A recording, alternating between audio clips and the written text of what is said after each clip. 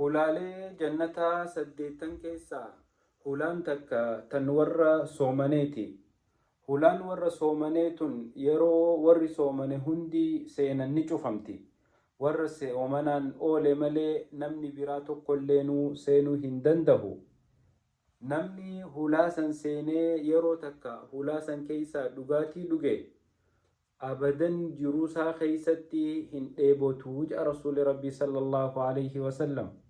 Hadiisa qulqulluu rasuula rabbii sallallahu alaihi wasallam irraa sabate keessatti rasuuli rabbii sallallahu alaihi wasallam akkana jedha: inna fil jannati baaban yuqaalu lahu rayyaan يدخل منه الصائمون يوم القيامة لا يدخل معهم أحد غيرهم يقال أين الصائمون فيدخلون منه فإذا دخل آخرهم أغلق فلم يدخل منه أحد.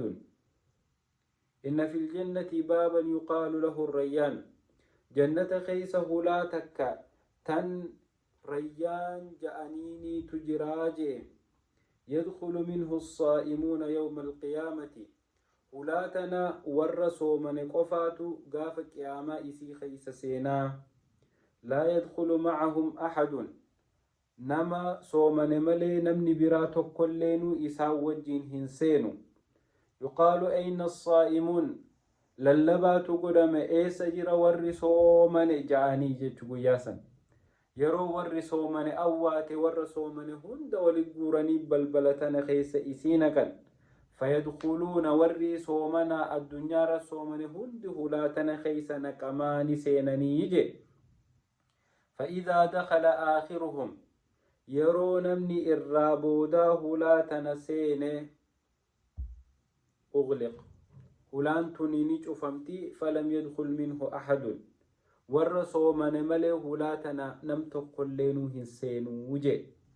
Obboleeyyan keenya rabbi subhaanahu wa ta'aalaa warra addunyaa tanarratti soomaneef galata gurguddaa akkanaatii gaafa akhiraa qopheessee jira.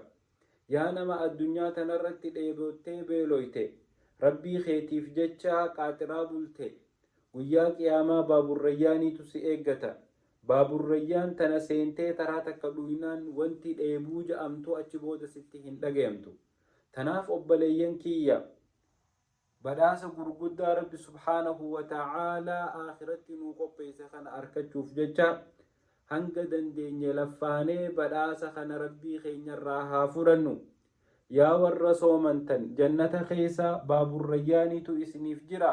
Rabbi subhaanahu wa ta'aalaa guyyaa qiyaamaa baaburrayyaaniin isin gammachiisuuf ta'a. Kanaafuu jabaadhaa warra baaburrayyaan dhaalu rabbi nu haa godhu. Wassalaamu alaikum warahmatullaahi wabarakaatuh.